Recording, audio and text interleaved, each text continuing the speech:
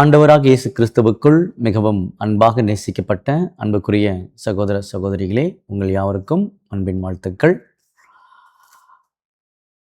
ஜீவனும் ஜீவ உரிமைகளும் என்ற தலைப்பின் கீழாக ஆண்டவருடைய உண்மைகளை பார்த்துட்ருக்குறோம். ஸோ அந்த வகையில் நம்ம கடந்த நாட்களில் பார்த்த அந்த ஒரு நீதிமானாக்கப்படுதலை பற்றின காரியத்தினுடைய ஒரு தொடர்ச்சி என்ன பண்ண போகிறோன்னா இப்போ நம்ம பார்க்க போகிறோம். ஸோ அதுக்கு முன்பாக ஒரு சிறிய ஜெபம் பண்ணிடலாம்.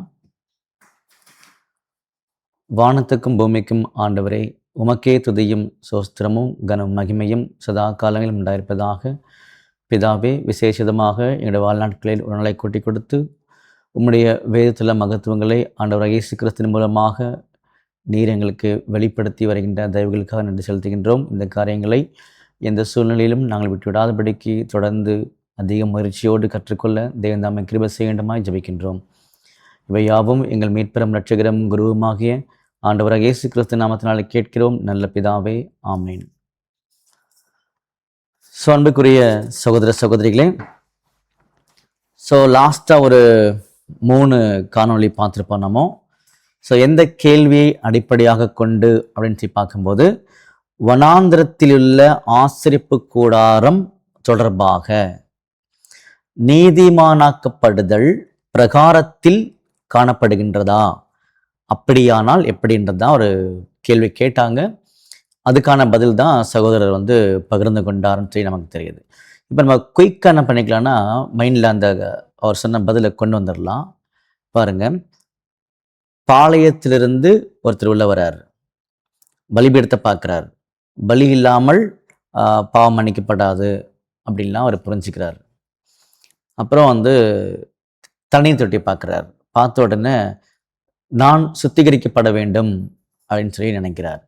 ஸோ இப்படிப்பட்ட எண்ணங்கள்லாம் இல்லை அப்படின்னா அந்த பலியானது அவருக்கு பிரயோஜனம் இல்லைன்றதுக்குள்ளே நம்ம பார்த்தோம்.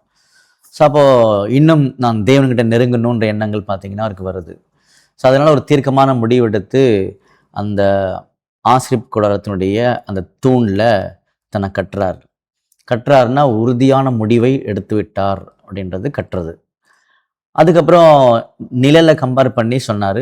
பிரதான ஆசாரியன் என்ன பண்ணுறாருன்னா அந்த வெள்ளாட்டு கடாவை கொல்றாரு. அதுபோல் நான் என்னை கட்டிய பிறகு, அதாவது தேவனுடைய சித்தத்துக்கு இனிமேல் நான் என்னை முழுசாக அர்ப்பணிக்கிறேன், வேறு எதுவும் செய்ய மாட்டேன் அப்படின்னு ஒரு உறுதியான முடிவு எடுத்து நான் கட்டினதுக்கு அப்புறமா நம்முடைய ஆண்டவர் இயேசு கிறிஸ்து என்னை ஏற்றுக்கொள்கிறார், என்னோட பலியை ஏற்றுக்கிறார். அவர் அதெல்லாம் கட்டினேன் இல்லையா, என்னை ஏற்றுக்கிறாரு. அப்போ அங்கது பழைய ஏற்பாட்டு காலத்தில் வெட்டினது, சரிங்களா? ஸோ வெட்டினது பார்த்தீங்கன்னா இங்கே எது அடையாளமாக இருக்குன்னு சொல்லி பார்த்தீங்கன்னா என்னுடைய அர்ப்பணிப்பை இயேசு கிறிஸ்து இங்கே ஏற்றுக்கொள்கிறார். அப்போ ஏற்றுக்கொள்ளும் பொழுது பிதாகிய தேவன் அதை அங்கீகரிக்கிறார். அந்த கணமே நான் இங்கே நீதிமானாக்கப்படுகிறேன், ஆவில் ஜனிப்பிக்கப்படுகிறேன், புதிய சிருஷ்டியாக மாறுகிறேன் அப்படிலாம் பார்த்தீங்கன்னா நம்ம கடந்த நாட்களில் இதெல்லாம் பார்த்துருந்தோம். அதோடைய தொடர்ச்சியாக தான் இன்னும் 2 பார்ட் இருக்குது. அதில் ஒரு பார்ட்டு இன்னைக்கு நம்ம பார்க்க போகிறோம், சரிங்களா? ஸோ தொடர்ந்து படிக்கிறோம். ஸோ அதில் பிரகாரத்தில் உள்ள பலிபீடத்தின் மேல் கொழுப்பை போட்டு தகனிக்க கடவன் அப்படின்னு பார்த்தீங்கன்னா சொல்கிறார், சரிங்களா? சொல்லிட்டு மற்றவைகள் எல்லாம் பாளையத்திற்கு வெளியே எடுத்து செல்லப்பட்டு பாளையத்துக்கு புறம்பே அக்னியினால் சுட்டரிக்கப்பட்டது. இது எத்தகைய நாற்றத்தை உண்டாக்கும் பாருங்களேன் அப்படின்னு பார்த்தீங்கன்னா அங்கே சொல்கிறார். அப்போ இதுக்கு முன்னாடி காணொளியில் நம்ம கடைசியாக படித்ததில் பார்த்தீங்கன்னா அவர் சொல்லக்கூடிய காரியமானது நம்ம ஆவில் ஜனிப்பிக்கப்படுறது இதெல்லாம் உடனே நடக்குதுலாம் அவர் சொல்லிட்டு வந்தார். சொல்லிட்டு வரும்பொழுது நம்முடைய இரத்தமானது, அதாவது ஆட்டுக்கிடாவின் இரத்தமானது பார்த்தீங்கன்னா எதுக்கு அடையாளம்னா ஜீவனை ஒப்பு கொடுப்பதற்கு அடையாளம்னு சொல்லி காமிச்சார். எப்படி காளையினுடைய இரத்தத்தை மகாபரிசுத்தத்தில் கொண்டு போனாங்களோ அதே போல் வெள்ளாட்டுக்கடாவுடைய இரத்தத்தையும் கொண்டு போகிறாங்க. அப்போ நம்முடைய ஜீவனும் காளையினுடைய ஜீவனை போலவே ஏற்றுக்கொள்ளப்படுகின்றது, இப்படிதான் ஏற்றுக்கிறாங்கன்னு சொன்னார். இந்த இடத்துல ஜீவன் என்பது எதுக்கு அடையாளம்ன்றதை சொல்லி காமிச்சார். ஏற்கனவே நம்ம அந்த லைன் மட்டும் படிக்கிறேன் பாருங்க. உங்களுக்கு ஆட்டுக்கடாவின் ரத்தம் ஜீவன் ஒப்பு கொடுக்கப்படுவதை குறிக்கிறது. அதை நான் சொல்ல வந்தேன், சரிங்களா? அப்போ இதெல்லாம் சொல்லிட்டு தான் என்ன பண்ணாருன்னா இப்போ அந்த ஜீவன் போயிடுச்சு இல்லையா, கொழுப்பை மட்டும் எடுத்து என்ன பண்ணணும்னா அதை வந்து பலிபீடத்தின் மேலே தகனிக்க கடவன். யார் பண்ணுறாங்கன்னா ஆசாரியன் பண்ணுறாங்க. அதுக்கப்புறமா மற்றவைகள் எல்லாம் பாளையத்துக்கு புறம்பே எடுத்து செல்லப்பட்டு பாளையத்துக்கு புறம்பே அக்னியில் சுட்டெரிக்கப்பட்டது. ஸோ கொழுப்பு மட்டும் பலிபீடத்தில் வச்சிட்டாங்க, எரிச்சிட்டாங்க. மற்ற எல்லாமே பார்த்தீங்கன்னா பாளையத்துக்கு புறம்பே கொண்டு போய் அதை வெளியில் கொட்டி அதை சுட்டெரிச்சிட்டாங்கன்னு சொல்லி காமிக்கிறாங்க. அப்படி பண்ணும் பொழுது எவ்வளோ ஒரு ஸ்மெல் அடிக்கும் பார்த்தீங்களா அப்படின்னு சொன்னார். அடுத்ததில் உங்களுடைய ஜீவன் உலகத்தாருக்கு எப்படி இருக்கின்றது என்பதை இந்த காட்சி காண்பிக்கின்றது அப்படின்னு சொல்லி நமக்கு புரிய வைக்கிறார். எது? பாளையத்துக்கு புறம்பே வெள்ளாட்டு கடாவுடைய மற்ற பாகங்கள்லாம் அக்னியில சுட்டரிக்கப்பட்டது. அது எதை அடையாளப்படுத்தி காமிக்குது அப்படின்னா, உங்களுடைய ஜீவன் உலகத்தாருக்கு எப்படி காட்சியளிக்கின்றது என்பதை இது காண்பிக்கின்றது. அப்போ நம்முடைய ஜீவன் உலகத்தாருக்கு எப்படி காட்சியளிக்கின்றது? அது துர்நாற்றம் போல இருக்கின்றது அப்படின்னு சொல்றார். சரிங்களா? அடுத்ததுல அப்போஸ்தலர்களுக்கு இருந்ததை போலவே இது அசுத்தமும் பூமியிலிருந்து துடைத்தெடுக்கப்படுவதாக. அதாவது அப்போஸ்தலர்களுக்கு இருந்ததை போலவே இது அசுத்தமும் பூமியிலிருந்து துடைத்தெடுக்கப்படுவதுமாக கருதப்படுகிறது அப்படின்னு சொல்றார். எது?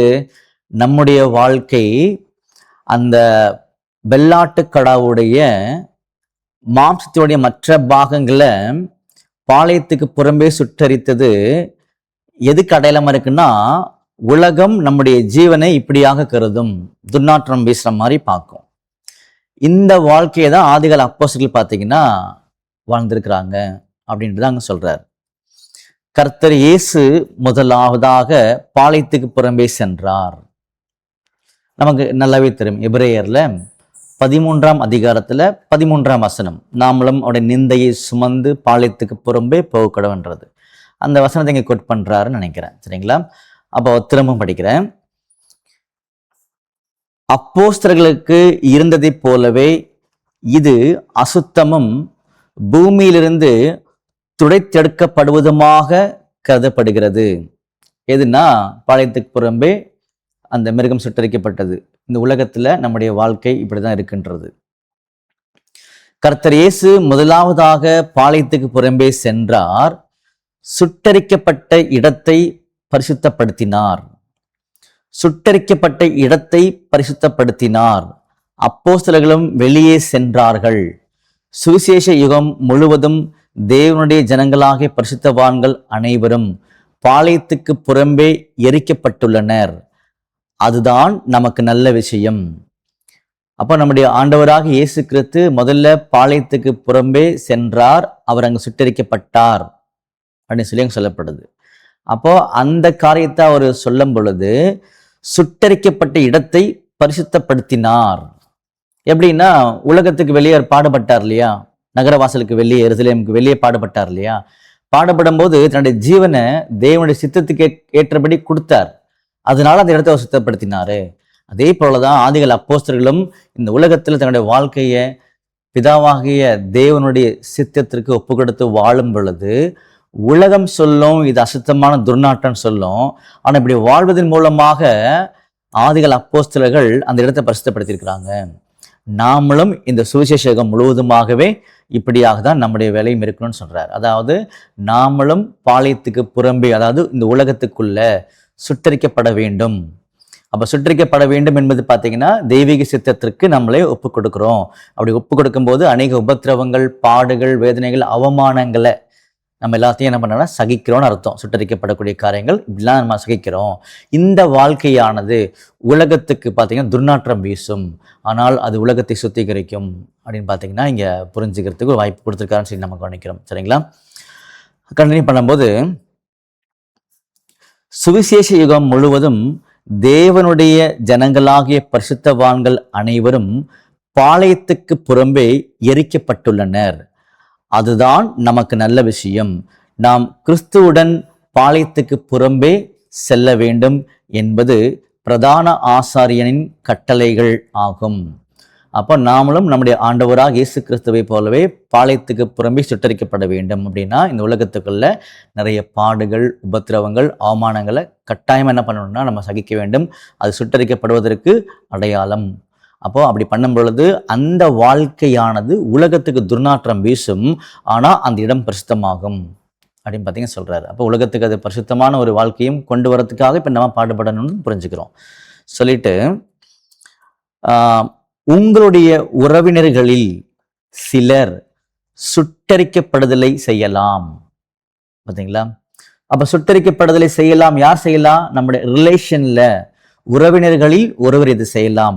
சுட்டரிக்கப்படுவது என்ன அர்த்தம்னா, பாருங்க, பழைய ஏற்பாட்டு காலத்துல அந்த காளையானது பாளையத்துக்கு புறம்பே சுட்டரிக்கப்பட்டது. நம்முடைய ஆண்டவராக இயேசு கிறிஸ்து அந்த காளை. அப்ப அவரும் நகரவாசலுக்கு புறம்பே என்ன பட்டார்னா பாடுபட்டார். சுட்டரிக்கப்படுவார்கள். சுட்டரிக்கப்பட்டார் அப்படின்னா யார் சுட்டரித்தது அப்படின்னா அன்னைக்கு இருந்த யூதர்களும் ரோமர்களும் அவரை பாடுகளுக்குள்ளாக அவமானங்களுக்குள்ளாக கொண்டு போனாங்க. அதான் சுட்டரிக்கப்படுகிறது. அது போல நாமளும் பாளையத்துக்கு புறம்பே போகிறோம்னா உலகத்துல இந்த பரிசுத்தமான வாழ்க்கையை, பிதாவின் சித்தத்துக்கு ஏற்ப வாழ்க்கையை வாழணும். நம்மளை சுட்டரிப்பாங்க. அதுல அந்த காரியத்தை உறவினர்களில் ஒருவர் அதை செய்யலாம் அப்படின்னு சொன்னார். ஏனெனில் மாம்சத்தின்படி நீங்கள் அங்கேதான் சுட்டரிக்கப்பட வேண்டும். பார்த்தீங்களா? ஏனெனில் மாம்சத்தின்படி நீங்கள் அங்கேதான் சுட்டரிக்கப்பட வேண்டும் என்பதை பார்த்தீங்கன்னா இங்கே சொன்னார்னு சொல்லி நம்ம கவனிக்கிறோம். புரிஞ்சுங்களா?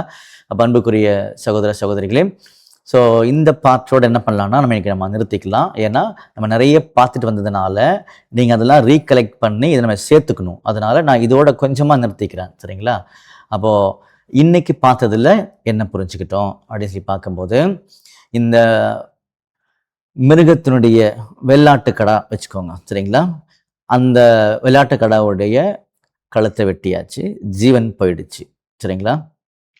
அந்த இரத்தமானது ஜீவனை கொடுப்பதற்கு அடையாளம். அதுக்கப்புறமா இதோட கொழுப்பை மட்டும் எடுத்து பலிபீடத்தில் சுட்டரிச்சிருக்கணும். மற்றபடி இந்த சரீரத்தை என்ன பண்ணணும்னா பாளையத்துக்கு புறம்பே கொண்டு போய் சுட்டரிக்கணும். சரிங்களா? அது உலகத்துக்கு வந்து துர்நாற்றம் பேசும். அப்படி கம்பேர் பண்ணும் பொழுது நம்முடைய ஆண்டவராக இயேசு கிறிஸ்துவுடைய நிந்தையை சுமந்து நாமும் பாளையத்துக்கு புறம்பே போகணுன்றது எபிரேயர் 13:13. இப்படிதான் நம்முடைய ஆண்டவர் வாழ்ந்தாரு. ஆதிகள் அப்போஸ்தலர்கள் வாழ்ந்தாங்க. நாமும் அப்படிதான் வாழணும். அப்ப சுட்டரிக்கப்படுவது அப்படின்னா என்ன அர்த்தம்னா, உலகத்தில் இருக்கக்கூடிய ஜனங்கள் மூலமாக நமக்கு அநேக உபத்திரவங்கள், பாடுகள், அவமானங்கள்லாம் வரும். அப்ப நம்முடைய வாழ்க்கையை ஏளனமாக பேசுவாங்க அப்படின்னு சொன்னார். அப்போ அது அவங்களுக்கு துர்நாற்றமா இருக்குது. ஆனால் அவங்களுக்கு நிச்சயமான ஆசீர்வாதமாக மாறக்கூடிய ஒரு வாய்ப்பை என்னுடைய அவமானத்தின் மூலமாக பெற்றுக் கொடுக்கிறேன் அப்படின்னு சொல்லி சொன்னாங்க. அப்போ இதுதான் இந்த பகுதியினுடைய ஒரு காரியம். சரிங்களா? அப்போ தொடர்ந்து என்ன பண்ணலாம்னா அடுத்த பகுதிக்குள்ளாக நம்ம கடந்து போய் நிதானிக்க போகிறோம். ஒரு சிறிய ஜெபம் பண்ணி முடிச்சிடலாம். வானத்துக்கும் பூமிக்கும் ஆண்டவரே, உமக்கே துதியும் சோஸ்திரமும் கனமும் மகிமையும் சதா காலங்களும் உண்டாயிருப்பதாக. பிதாவே, விசேஷ விதமாக எங்களுடைய வாழ்நாட்களில் ஒரு நாளை கொட்டி கொடுத்து இந்த ஆசிரிப்பு கூடாரத்தின் மூலமாக உம்முடைய மகத்துவமான அந்த காரியங்களை நாங்கள் தெரிந்து கொண்டு வந்திருக்கிறோம். அதற்காக நன்றி செலுத்துகின்றோம். தொடர்ந்து இந்த காரியங்களை புரிந்து கொள்ள தேவன் நாம கிருபை செய்ய வேண்டுமாய் ஜெபிக்கின்றோம். இவை யாவும் எங்கள் மீட்பெரும் இரட்சகரும் குருவுமாகிய ஆண்டவர் இயேசு கிறிஸ்து நாமத்தினாலே கேட்கிறோம் நல்ல பிதாவே. ஆமீன்.